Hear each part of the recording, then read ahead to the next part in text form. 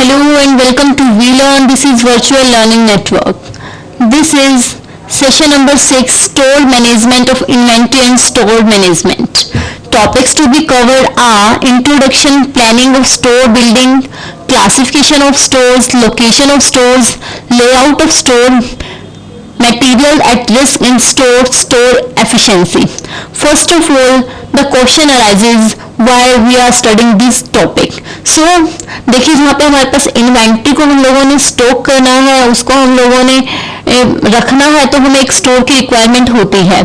सो उस स्टोर को हम लोग कैसे मैनेज करते हैं, उसका लेआउट कैसा रहेगा, बेसिकली उसकी बिल्डिंग कैसी रहेगी, उसकी फ्लोरिंग कैसी होगी, ये सब चीज़ें भी मैटर करती हैं. उसकी लोकेशन कैसी होगी.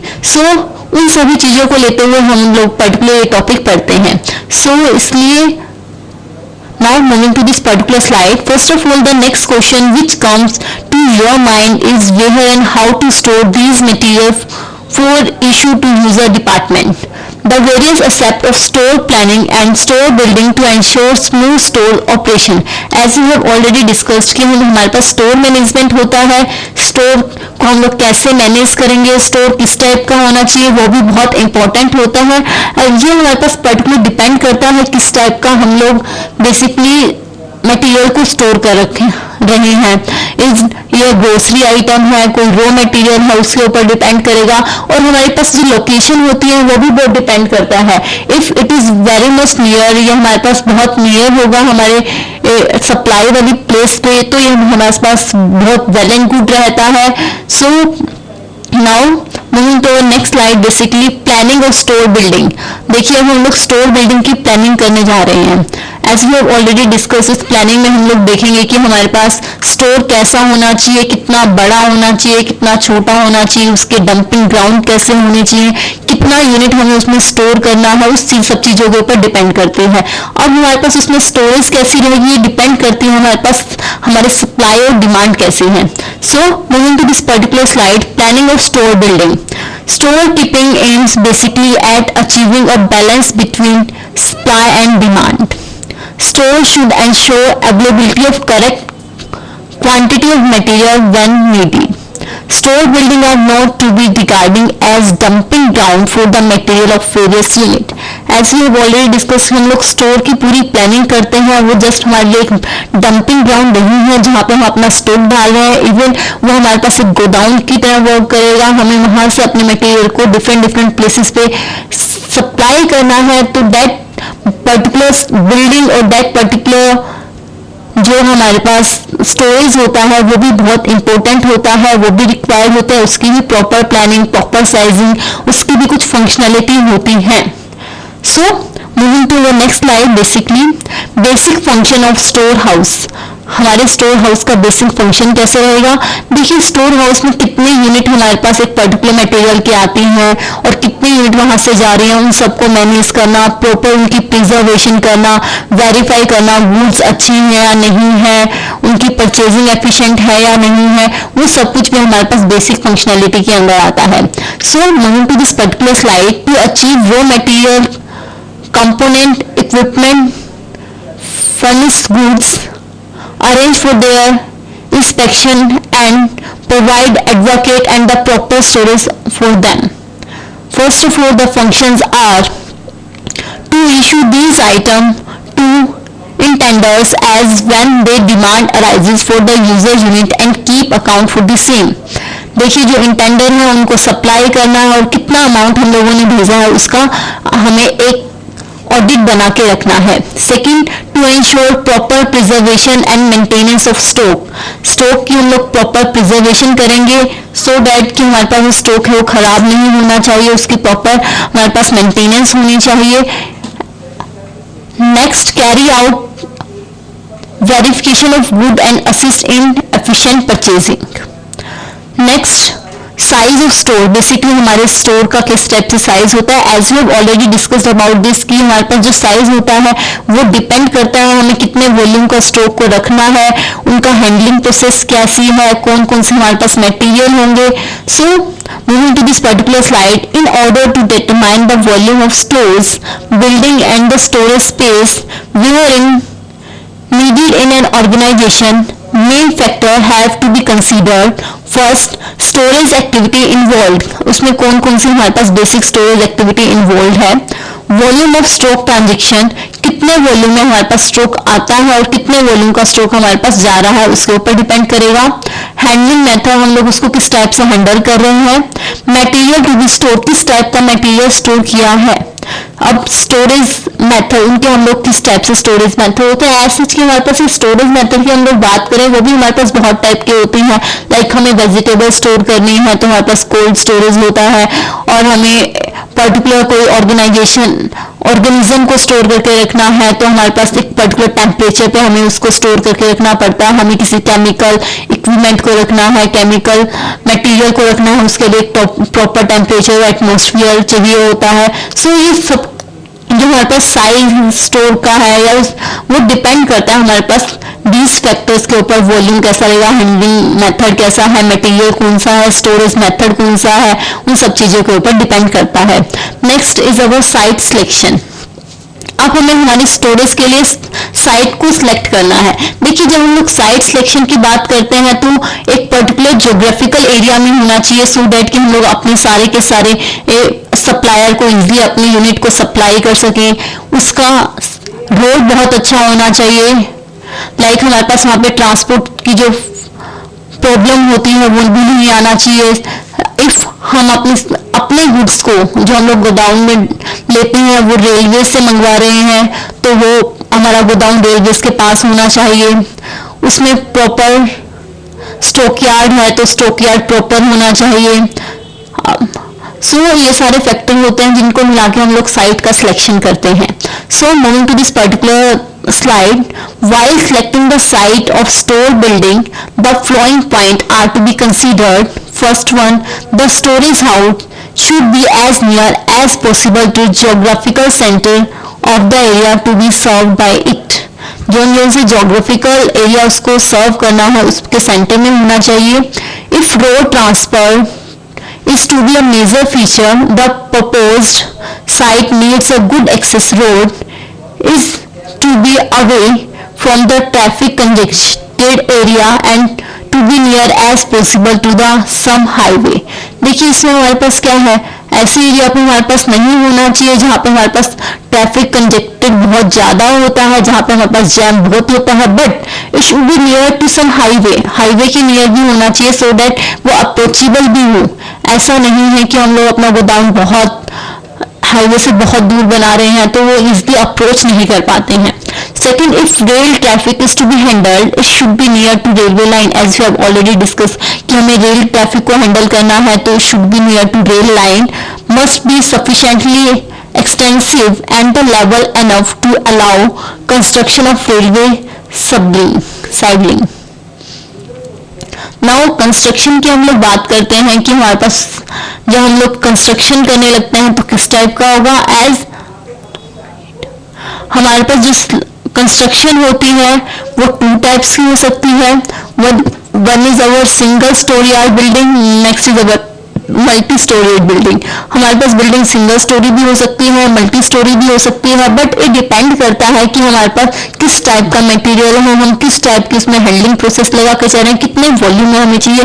इफ हमारे पास बहुत कम वॉल्यूम के अंदर हम लोगों को मटेरियल चाहिए एंड हमारे पास जो साइट है वो स्पेसियस है तो no need to carry out 2 and 3 building, no need to carry out 2 and 3 storage. It may be work on ground floor also, but it should be like ground floor पे भी होगा तो उसकी construction very good होनी चाहिए. उसकी जो flooring होनी चाहिए वो भी ऐसी होनी चाहिए कि उसमें इजली रेन हो तो पानी नहीं आना चाहिए उसमें, और फ्लोर ऐसा होना चाहिए कि जिसका जो सरफेस है वो हैवी वेट को भी उठा सकता हो. ऐसा ना हो कि हमने फ्लोर के ऊपर हैवी वेट रख दिया तो उसमें डम्प्स पड़ गए, उस टाइप से भी नहीं होना चाहिए. सो जो कंस्ट्रक्शन है वो भी हमारे पास कहीं ना कहीं बहुत important factor होती है. So moving to this particular slide, after selecting a suitable site, you have to plan the size, shape and type of construction of the house yard. One is our single storage building, second one is our multi-storage building. Now foundation and floor, as we have already discussed about floor. Floor is an important feature of any storehouse because not only does it have to carry the weight of all stock but also provide a suitable surface for the operation of wheeled vehicle, whether manually and mechanically operated. As we have already discussed, ऐसा ही नहीं है कि वो stock का wait उठाते हैं, साथ में जो उसमें व्हीकल्स चलते हैं जो हमारे मटेरियल को वन प्लेस से अनदर प्लेस पे रखते हैं, उनको भी वो बेसिकली इतना सुटेबल होना चाहिए कि उनको भी कैरी कर सकते हो. Now moving to our next is our floor maintenance. As we have already discussed कि हम लोग फ्लोर की जब भी बात करेंगे, फ्लोर हमारे पास प्रॉपर होना चाहिए, उसको प्रॉपर मेंटेनेंस प्रोवाइड होनी चाहिए, उस पर डस्ट नहीं होनी चाहिए, ऐसा नहीं होना चाहिए उसमें वाटर सीपेज है या फिर बहुत ज़्यादा स्लिपरी भी नहीं होना चाहिए. जो जब भी हम लोग एक गोडाउन के लिए फ्लोर की बात करते हैं, it should not be basically slippery, उस पर स्लिपरी नहीं होना चाहिए. हम उसमें कुछ फ्रिक्शन लगा के चलते हैं सो डैट कि वो हमारा जो स्टॉक है उसको भी इजीली होल्ड कर पाए, एक मैन पावर उसके ऊपर रन करे तो उसको भी इजीली होल्ड कर पाए. Now moving to this particular slide, floor maintenance, proper floor treatment and the maintenance are very important in the storehousing for the following reason. First one, to avoid accidents and to protect the goods stored on the floor from water seepage. As we have already discussed about this one कि वो water की seepage से भी protect करना चाहिए. Second, prevention of dust raised by the movement of handling vehicle. Now moving to our next slide, basically building a store factor can be increased by use of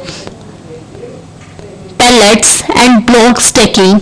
In case of pins, double tire bins can be used. देखिए जब हमारे पास हमें बहुत ज़्यादा stocking करनी है तो उस टाइम के अंदर हम लोग डबल टायर बिन्स का भी यूज़ कर सकते हैं.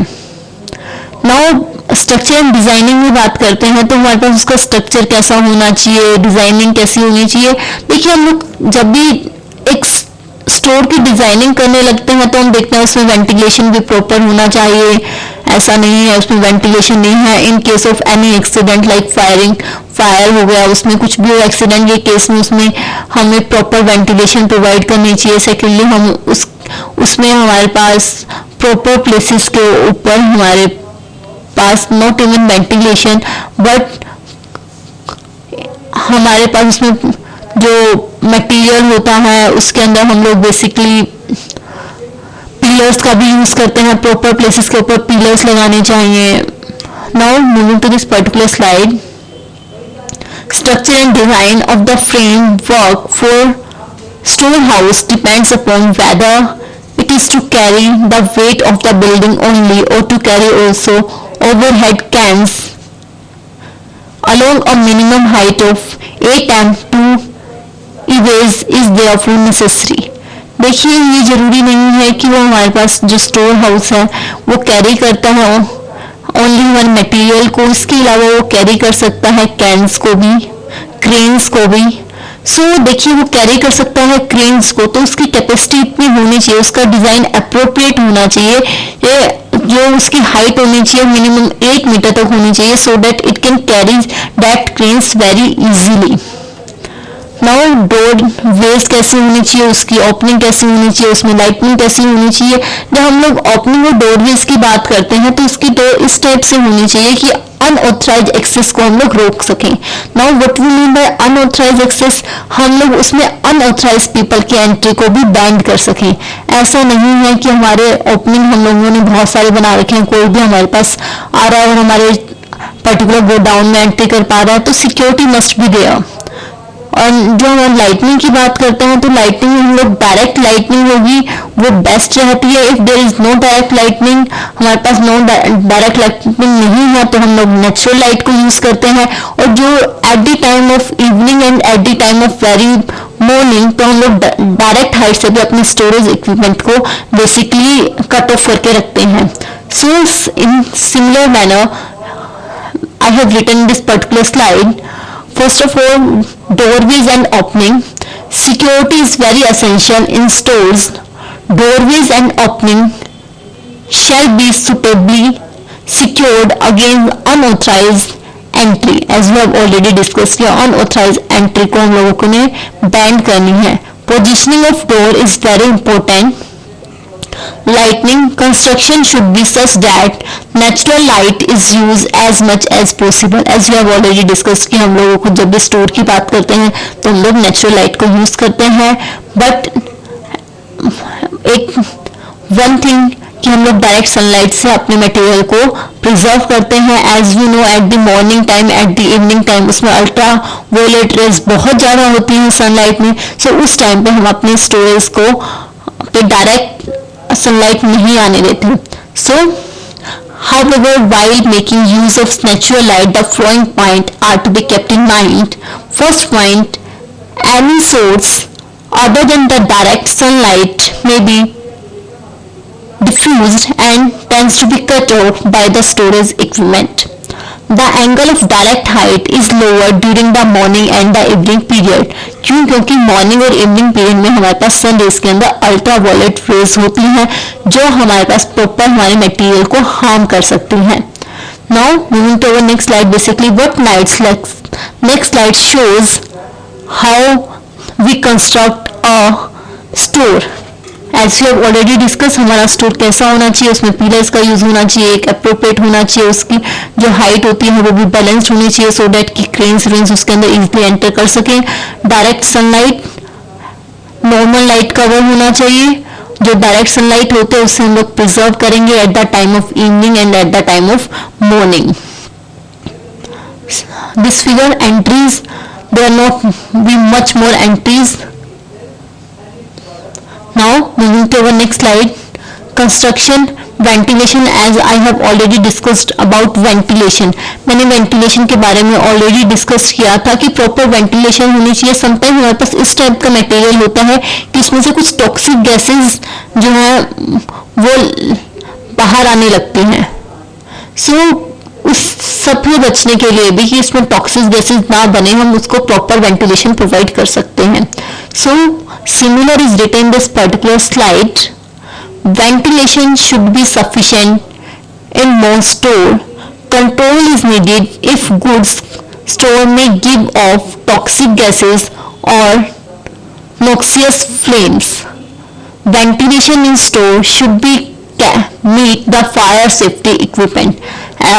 As I have already discuss कि हम लोगों को कुछ फायर प्रिकॉशंस भी लेने होते हैं. और फायर प्रिकॉशंस की जब हम लोग बात करते हैं तो हमें एंटी फायर जो मटेरियल होते हैं, एंटी फायर जो गैसेस होती हैं, that should be kept in our store area. उनको भी केप्ट करके रखना चाहिए. उसमें प्रॉपर वेंटिलेशन देना चाहिए. हमारे पास कुछ इमरजेंसी डोर्स भी होने चाहिए so that in case of any emergency our employ our material should be prevented from that damage. So moving to our next slide, fire precautions. Fires in storehouse would result in damages to store area and materials housed therein. In addition to hazards of inflammable materials and liquids, problem arise due to the loose packaging materials, laying in unpacking area and dispatch bugs. You should take care of the following precaution against the hazards. As I have already discussed about this type of precaution. Restrict the access to store area. Secondly, provide fire fighting equipment with audible wiring system. हम लोग even fire alarm भी लगा सकते हैं. जैसे कोई fire होता है जो अलार्म बजने लग जाए जो ऑडिबल है, सो डैट कि हम लोग अपने मटेरियल को और अपने पर्टिकुलर एम्प्लॉयज को जो भी हमारे पास वहाँ पे स्टोर कीपर है और वर्कर है जो उसमें वर्क कर रहे हैं उनको प्रिवेंट कर सकें. Third point is there should be provision for fire escape as we have already discussed. देखिए हमारे पास जो सिक्योरिटी पर्पज होता है वो भी बहुत ज़्यादा रहता है. सो security of the storage area and material store is also very much important. जो हमारे एम्प्लॉयज होते हैं वो भी बहुत इम्पोर्टेंट होते हैं. So at the time of fire तो हम लोगों को प्रिकॉशंस लेने चाहिए. फायर अलार्म बजवा देना चाहिए. सेकेंडली हमारे पास बहुत ज़्यादा जो हम लोग इमरजेंसी विंडोज भी हो सकती हैं और हम लोग एंटी फायरिंग गैस भी यूज कर सकते हैं, provision for escape from fire, और मे बी जो बिग गोडाउन होते हैं there should be a small fire brigade also, so that in case of any emergency it should control the damage.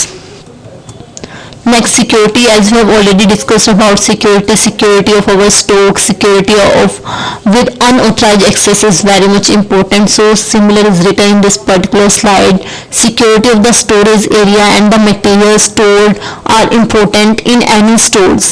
Direct access to store must be limited to authorized staff only. If you due to necessity after staff need to be enter and withdraw material, there should be entry. देखिए जो हमारे पास staff है वो हमारे पास इसलिए हमारे godown में आ सकता है, अदर देन अगर स्टाफ कोई पर्सन हमारे गोडाउन में एंट्री करता है तो हमारे पास प्रॉपर उसकी रजिस्ट्रेशन होना चाहिए, वो उसका नेम क्या है, उसका एड्रेस क्या है, उसका कॉन्टेक्ट नंबर क्या है. इन केस ऑफ एनी इमरजेंसी, कोई हमारे पास इमरजेंसी हो जाती है, कोई मिस हैपनिंग हो जाती है, सो दैट उन मिस हैपनिंग से बचने के लिए हमें पता हो कि क्या रीजन है, कौन एक्स्ट्रा पर्सन हमारे यहाँ पे एंटर किया था. Now moving to next slide. In store keeping, safety is a very important matter and the material had to be so stored that damage to goods, the flowing point are important. First of all देखिए हमारे पास security और health बहुत important होती है.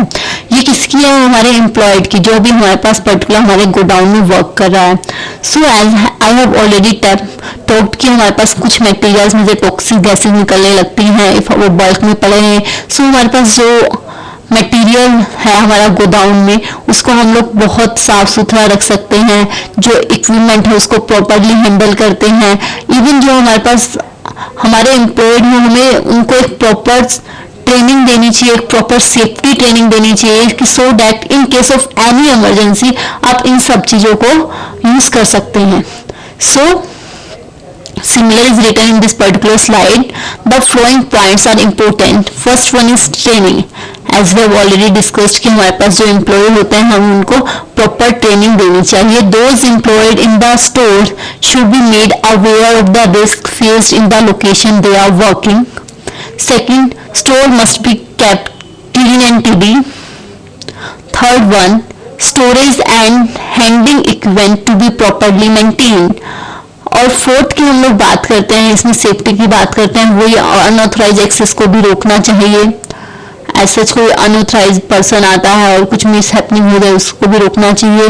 Safety की हम लोग बात करते हैं कि जो हमारे पास डोरिंग होनी चाहिए वो भी प्रॉपर होनी चाहिए. ऐसा नहीं है कि हमारे पास बहुत सारे आउटडोर हैं, that should be properly maintained, और जो भी पर्सन हमारे पास आएगा उसकी प्रॉपर एंट्री होनी चाहिए. These are the some of the point that we are covered in safety and health. Next, classification of store. Basically there are two types of store. One is our functional and second is our physical. जब हम लोग physical की बात करते हैं, physical वो होगा जिसमें हम लोगों ने बल्क के अंदर मटेरियल रखा है एंड द डिस्टेंस जो हम लोग उसका जो डिस्टेंस है जहाँ पे सप्लाई कर रहे हैं वो जो हमारे पास डिस्टेंस कैरी करना है वो बहुत फिजिबल है. नेक्स्ट जो हम लोग करते हैं वो हमारे पास फंक्शनल होता है. फंक्शनल वो होगा जो हमारे पास वेरियस यूनिट ऑफ प्रोडक्शन को अपने अंदर कैरी आउट करके रखेगा. So moving to this particular slide, stores generally fall into two broad categories. One is our functional and another is our physical. Functional classification. Functional stores are normally stored which are attached to the various unit in the production. इसके हम लोग example लेंगे जो हमारे पास multiple काम करता है. Like हम लोग अमूल का एग्जांपल लेते हैं. हमने अमूल का एक गोडाउन बना दिया तो उसकी वेरियस यूनिट को स्टोर कर सकता है. वो अमूल मिल्क को भी स्टोर करेगा, अमूल बटर को भी स्टोर करेगा, अमूल घी को भी स्टोर करेगा. So it is attached to various units of production. Next is our physical classification. Such stores are based upon physical consideration like the bulk or volume of material and the distance they are to be carried before they are used. Variety of store. As you have already discuss about this कि मेरे पास बहुत सारी variety के store हो सकते हैं. It may be a grocery store, it means be a raw material store, it may be a production store. So similar is written in this particular slide. One is our departmental store, second is our raw material store, third one is our production store, next journal store, jigs and tools store, lifting and handling store, salvage store, packing store. Now moving to our next slide, central और main store. देखिए central और main store कौन सा होगा, जहां पे हम लोगों को एक छत के नीचे बहुत सारी चीजें मिल सकती हैं. That is our central store. So moving to this particular slide, central or the main store is a store which would contain most of the material serving all the needs of a user. Two forms of centralized are to be considered. One, single central store to catch for all the needs of unit within a single complex. Second, a store to cater for unit that are geographical separated. देखिए हम इसमें example लेते हैं. देखिए वो हमने कहा central store वो होगा जो सर्व करता है बहुत सारी जो यूजर की नीड है उनको. और इसमें इसको टू पार्ट्स में हम लोगों ने कंसीडर किया. One is our single central store, वो क्या करता है, cater all the needs of a unit within a single complex. यहाँ पे एक छत के नीचे जितनी भी हमारे पास रिक्वायरमेंट की नीड थी सबको पुट कर दिया. सेकेंड हमारे पास a store to cater all unit that are geographical separated. उसने सारे यूनिट को कैप्चर किया हुआ है बट वो सारे जियोग्राफिकल सेपरेटेड हैं. Now moving to our next slide, advantage of single cater store. More material can be stored that is smaller store house. As we have already discuss, single store कहाँ होगा, जहाँ पे हमने एक store के नीचे बहुत सारे मटेरियल को डाला हुआ है. Similar is written, more material can be stored than that in the smaller store house. Better stock control can be exercised. Small है, अच्छा है, साफ सुथरा रहेगा, मॉडर्न टेक्नोलॉजी को यूज किया है. So use of modern handling method is possible. Goods in bulk occupying lesser space can be stored. जो गुड्स मेरे पास बल्क में है बट जिनको लेसर स्पेस चाहिए उनको हम लोग बेसिकली स्टोर करके रख सकते हैं. देखिए जो हम इसका एग्जांपल की बात करते हैं तो हम इसका एक वेरी मच एग्जांपल ले लेते हैं जहाँ पे हमारे पास बिग बाजार का गोडाउन होगा. उसमें हमारे पास क्या है, एक सिंगल छत के नीचे हमारे पास सारे के सारे मटेरियल मिल जाते हैं. Now moving to our next slide, basically disadvantage. अब इसका डिसएडवांटेज क्या रहेगा, सिंस हमें एक छत के नीचे सब कुछ चाहिए है तो उसकी कॉस्ट बहुत ज़्यादा रहेगी, उसकी लैंड की कॉस्ट, उसकी ट्रांसपोर्ट की कॉस्ट. तो एक छत के नीचे हमने सारे मटेरियल रख दिए, उन सभी मटेरियल के अकॉर्डिंग भी हमें वेल नोन एम्प्लॉय भी चाहिए होंगे. सो वहाँ पे एम्प्लॉय कॉस्ट जो है वो भी राइज हो जाती है. Similar is written this particular slide. Disadvantage of centralized store. First of all, cost of land. Construction of centralized storehouse may be very expensive. The second point is this would involve extra transport cost if the user points are far away. Third one, more staff would be required since the quantity handled is more. Quantity handle हमारे पास बहुत ज़्यादा करनी है इसलिए मोर staff की requirement होगी. So moving to our next slide, basically location of store. हमारे store की लोकेशन कैसी होनी चाहिए. देखिए हमारे स्टोर की लोकेशन कैसी होनी चाहिए, इससे हमारे पास माइंड में काफ़ी सारे क्वेश्चन अराइज होते हैं. Whether material are collected at the central store and later deliver at the user points. देखिए हमारे पास जो मटेरियल है उसको हम लोगों ने कलेक्टिवली एक स्टोर में रखा है, उसके बाद डिलीवर करना है. तो उस केस में हमारे पास क्या होगा, सेंट्रलाइज प्रोडक्शन है तो जहाँ पे हम लोगों को लेटर ऑन डिलीवरी करनी है, इफ जो हमारे पास सेंट्रल स्पेस है, जो हमारे पास सेंट्रलाइज प्रोडक्शन गोडाउन है वो हमारे पास में है सारे डिलीवरी वाले पॉइंट पे. सो वो बहुत ज्यादा वेल एंड गुड रहेगा, उसके अप्रोप्रिएट लोकेशन वही रहेगी. Are the work furnished with open access storage? Is there any risk in bulk storage of material inside the factory? अब ऐसा कोई रिस्क तो नहीं है, हमने फैक्ट्री के अंदर बल्क स्टोरेज डाल दिया है, उसमें कोई रिस्क तो नहीं है. लाइक हमारे पास गोडाउन है वो अप्रोप्रिएट तो है, उसमें फायरिंग वगैरह को लेके जो भी हमारे पास सिक्योरिटी पर्पस होता है, सिक्योरिटी को लेके सारे के सारे अप्रोप्रिएट बंदोबस्त कर रखे हैं, इस टाइप से क्वेश्चन यहाँ पे अराइज हो जाते हैं। इन case of dispersed production, so dispersed production की जब हम लोग बात करते हैं तो कौन कौन से क्वेश्चन बेसिकली अराइज होते हैं। First of all, the extend of geographical dispersion of the factory, कितने ज्योग्राफिकल एरिया के अंदर हम लोग अपनी फैक्ट्री को डिस्पर्जन कर सकते हैं। Do they differ considerably in size, वो अपने साइज के अंदर डिफर करने चाहिए। आर देयर प्रोडक्ट सिमिलर, उनके प्रोडक्ट सिमिलर है। The volume and the value of stock through out the year, एक ईयर के अंदर हमने स्टॉक के अंदर कितना वॉल्यूम रखा है और कितनी वैल्यू का स्टॉक उसके अंदर पड़ा हुआ है, वो भी बहुत रिक्वायर्ड होता है। इन सब चीजों के ऊपर बेसिकली हमारे स्टोर की लोकेशन डिपेंड करती है। Are the material handed hazards, what is the mode of communication between various user point. As हम लोग बात करें हम डिस्पर्जन की, डिस्पर्जन वो होगा जहां पे मेरे पास जो हमारी फैक्ट्री है वो ज्योग्राफिकल एरिया के अंदर डिस्पर्स हुई पड़ी है, तो कैसे कम्युनिकेट करती है, how one factory is communicate to another factory. Next, to take into account the practical difficulties, कौन कौन सी प्रैक्टिकल डिफिकल्टी आ सकती है। सबसे पहले कैपिटल की आ सकती है हमारे पास, लोकेशन की आ सकती है। So similar is written in this particular slide. To take into account the practical difficulties encountered while deciding on the location of a few storehouse and stockyard. Some of these problems listed as: first one is heavy capital investment may have already been made in the existing storehouse. Second, location of supply source may be unsuitable for site. Lines of communication in the physical sense are also by written word may be too long, difficult. Seasonable demands are different for each of the constituents. Next हमारे पास stock yard. सबसे पहला question तो ये arise होता है कि stock yard होता क्या है। देखिए हमारे पास कुछ मटेरियल ऐसे होते हैं जिनको हम लोगों को एक छत के नीचे रखना रिक्वायर्ड नहीं होता, जिनको हम लोग ओपन में भी रख सकते हैं। सो उसके लिए हम लोग स्टॉक यार्ड बना के चलते हैं।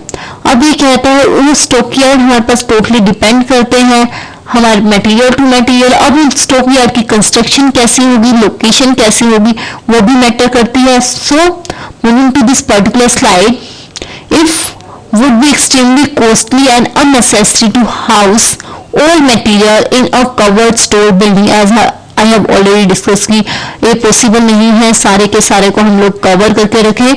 Store building evolve construction cost and they are to take only those material which must not store in the open.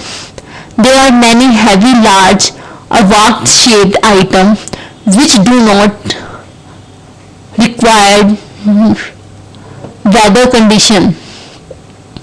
Surface normally used in stock yard are, कौन कौन सी हम लोग बेसिकली सरफेस को use कर सकते हैं। सबसे पहला वेल फर्निश्ड होनी चाहिए, ऐसा नहीं है कि हमारे स्टॉक के ऊपर वाटर का इफेक्ट आ जाना चाहिए। वो सरफेस ऐसा होना चाहिए कि हम लोग उसके ऊपर अपने टर्बिक या कुछ भी रोलर को रोल करना चाहें वो इजिली रोल हो सके। So a bed of consolidated cinders and ashes finished off with fine ashes and then rolled. A bed of suitable hardcore material rolled and consolidated, covered with a layer of turmeric, furnished off with the coast of fine turmeric and then rolled. देखिए जो उसके ऊपर हम लोग उसके लिए एक bed बनाते हैं, अपनी फ्लोर की सतह से ऊपर कुछ एक एरिया बना देते हैं। वो एरिया हमारे पास कंसोलिडेटेड होना चाहिए, सीमेंटेड होना चाहिए, प्रॉपर एसिड का कुछ इफेक्ट नहीं पड़ना चाहिए। So moving to our next slide, basically layout of store. Store का लेआउट कैसा होगा। Layout planning of store is influenced by nature of good to be handle, as we have already discuss. जब भी हम लोग स्टोर की planning करेंगे तो हमारे पास डिसाइड किया जाएगा कि हमारे पास किस टाइप के गुड्स को हमें बेसिकली स्टोर करके रखना है। मेथड ऑफ हैंडलिंग, किस टाइप से हम उसको हैंडल कर सकते हैं। Weight and volume per unit, हमें कितना वॉल्यूम को स्टोर करना है। So these are the some of point that we must remember while forming the layout of a store. Now moving to next slide. What next slide carried? Next slide carry question for all of you people at the very beginning. My first question is define classification of store, how we classify the stores. Second, discuss about stockyard and its location. Stockyard कैसा होना चाहिए, उसकी location कैसी होनी चाहिए. जब हम लोग स्टॉकयार्ड की बात करते हैं तो उसकी लोकेशन भी हमारे पास अप्रोप्रिएट होनी चाहिए. वो भी हमारे पास सिंपल रोड हाईवेज के ऊपर नहीं होना चाहिए, but there must be a link road between our godown and the highway. और जो हमारे पास उसकी ट्रांसपोर्ट के लिए जब हम रोड यूज करेंगे दैट मस्ट बी ब्रॉड. ऐसा नहीं है कि हमारा ट्रैफिक नहीं जा पा रहा है उस पर्टिकुलर प्लेस के ऊपर, वो भी मैटर करता है. So today we will wind up our session here. Further we will going to discuss in our next class. Till then, happy learning, we learning.